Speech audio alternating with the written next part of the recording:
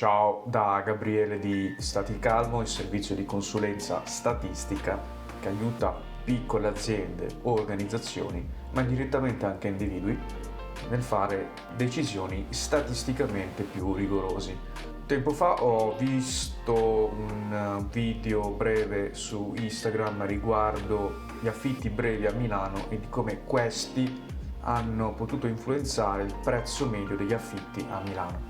In passato avevo fatto un video sulle case in vendita a Milano che ti metto su in descrizione, quindi questo video amplierà il discorso inserendo un possibile effetto di Airbnb sul prezzo medio al metro quadro delle case in vendita a Milano. Cosa ho fatto? Semplicemente fino a qui vedi i dati del video precedente, qui i dati nuovi che vengono da questa ricerca su Istat. Innanzitutto su Istat alberghi, cose così le chiamano in maniera secondo me strana, ossia esercizi ricettivi. Quindi questo tipo di analisi in partenza a questo tipo di blocco linguistico, se vogliamo.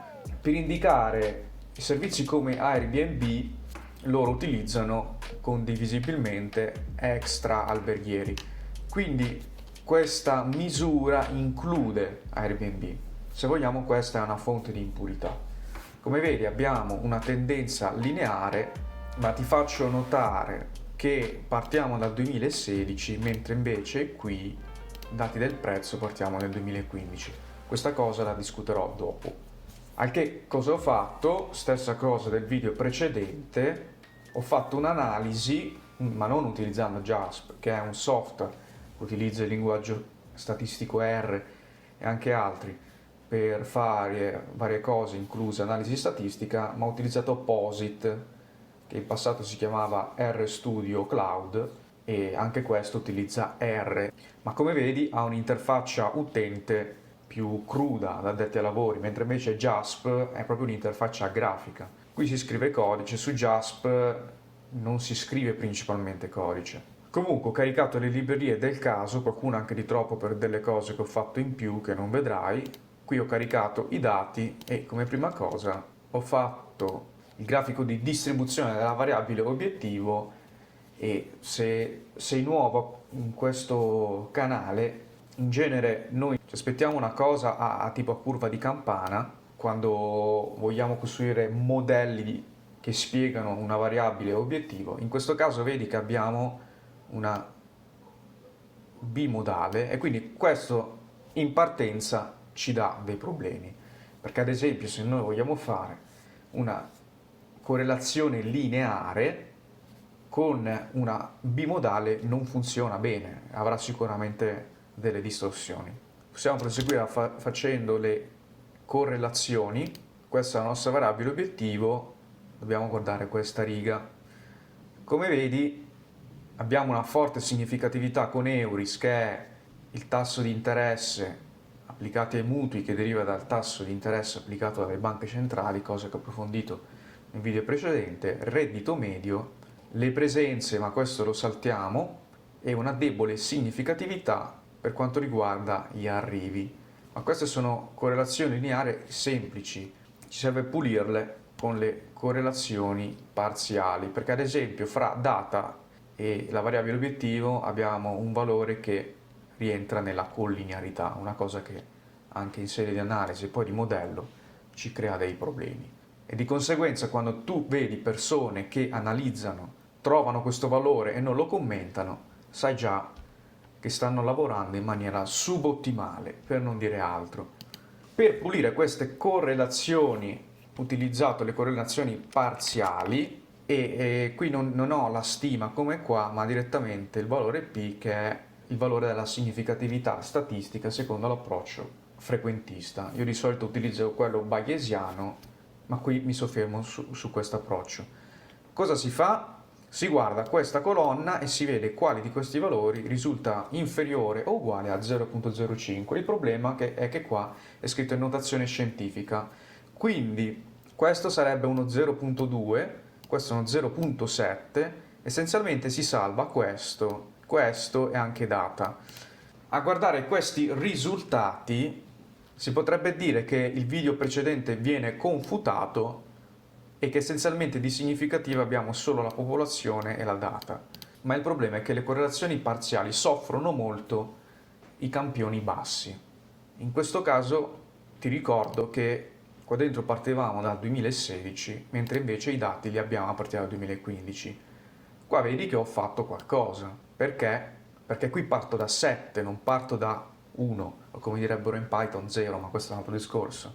Quindi io per partire da 1 ho fatto una cosa che in termini eleganti si chiama imputazione, in termini volgari si dice inventare i dati. Come ho fatto? Semplicemente qua osservo che c'è una tendenza lineare con una stagionalità, vabbè qua c'è il Covid, quindi essenzialmente io ho continuato quella tendenza lineare mettendoci dentro anche un po' di stagionalità fatta in maniera abbastanza alla buona. Ma questo ci permette di avere questo grafico e ti ricordo che prima avevamo lo sbarramento a 7 e questa cosa qui verosimilmente e con un grado di precisione assolutamente non alto tende un po' a continuare, ma nel passato quella tendenza lineare di cui parlavo. Quando si fa infutazione, innanzitutto bisogna vedere quante righe si crea di dati. In questo caso 7 su 26 è circa il 26%. Io di solito dico che non vado oltre il 25%. Cosa si rischia se si va oltre il 25%? Che essenzialmente si crea varianza artificiale e quindi il modello avrà dentro quest'altra fonte di impurità.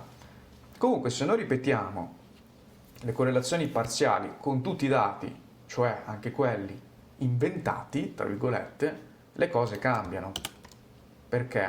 Sempre nella matrice di nome valore P, vediamo che essenzialmente per Euris abbiamo quello già visto nel video precedente, cioè uno 0, cioè una cosa significativa, nel dettaglio è 0.00 circa 2. Popolazione è significativo, questo anche, essenzialmente tutto diventa significativo. Ma abbiamo comunque poche righe, sono 33 righe, e la maggior parte dei miei video non è così poche righe. Facendo un riassunto rapidissimo, in questa analisi già abbiamo due problemi.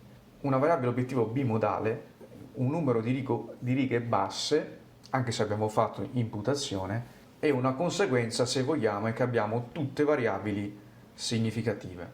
Questa è una situazione particolarmente difficile e che bisogna un po' pensare e fare dei tentativi. Io come primo tentativo ho pensato magari il prezzo al metro quadro dipende dalla moltiplicazione, o in termini più tecnici, interazione, fra il tasso Euris e il tasso di arrivi, quindi quelli extra, che includono anche Airbnb. Ho aggiunto anche la popolazione, però come effetto additivo, non moltiplicativo. Con questo modello spieghiamo un 73% che è molto di più rispetto a quello del video precedente. Ti faccio notare una cosa molto fine, ma strana se vogliamo, che Euris ha un coefficiente negativo, cioè ad ogni aumento unitario del tasso i prezzi scendono. Non è una novità perché qualche giorno fa, rispetto a quando sto registrando questo video, si è avuto il dato che la domanda di mutui è crollata del 40%, ma il tasso di arrivi spinge il prezzo, cioè ad ogni aumento unitario di tasso di arrivi, perché ho standardizzato gli arrivi rispetto alla popolazione, spinge di 3 euro il prezzo medio al metro quadro. Ma invece l'interazione è positiva, cioè vedi che qua abbiamo il segno meno e qua il segno più. L'interazione è positiva. Questa è una cosa interessante. Se noi invece proviamo a fare lo stesso modello senza questa cosa che è difficile da interpretare, le cose cambiano, ma non il segno. Spieghiamo il 20% in meno della varianza della nostra variabile obiettivo, che è tanto. Proviamo a vedere cosa succede se noi inseriamo solo tasso di arrivi extra e popolazione. Spieghiamo l'11%. Questo è un modello assolutamente inutile, nonostante popolazione era significativo. Vedi che qua diventa non significativo. Proviamo a vedere tasso di arrivi extra e basta, spieghiamo praticamente nulla.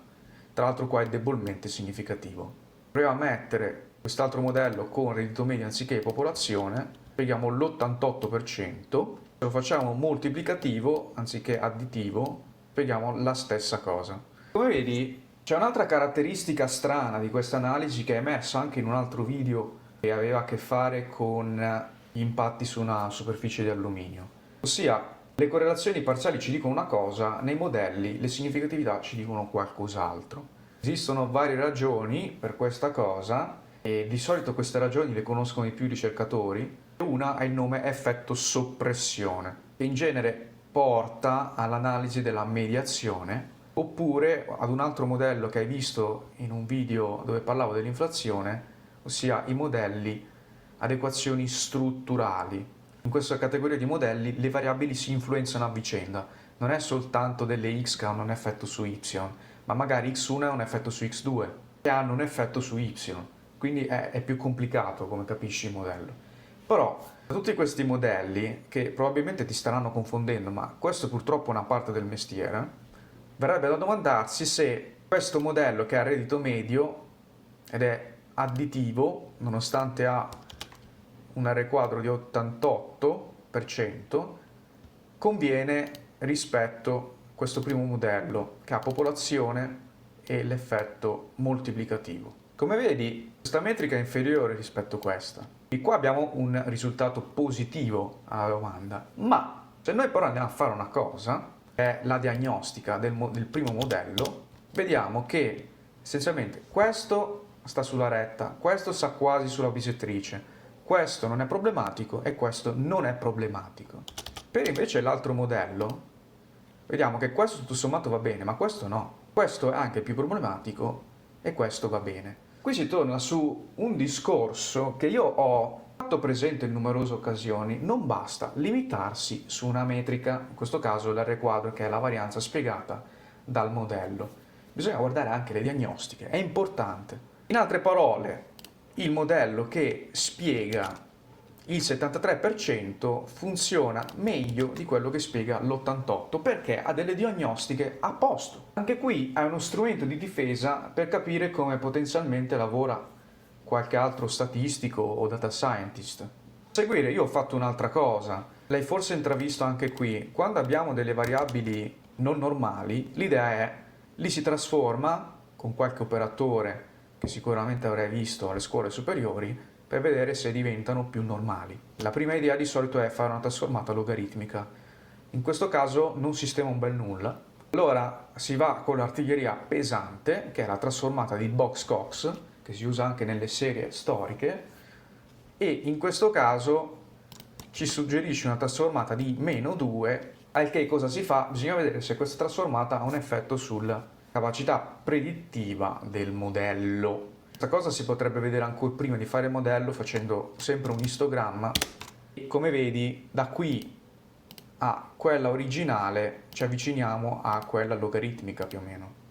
Quindi già da qui si capisce che non avremo un granché di utile, ma se facciamo il modello vediamo che abbiamo un 73-74% di spiegato contro un 73,7, non serve farla nuova per capire che non ha assolutamente senso. Concludendo, questo video ha risposta affermativa, cioè Airbnb ha avuto un effetto sul prezzo medio delle case in vendita, utilizzando gli strumenti che hai visto e con i limiti che hai visto.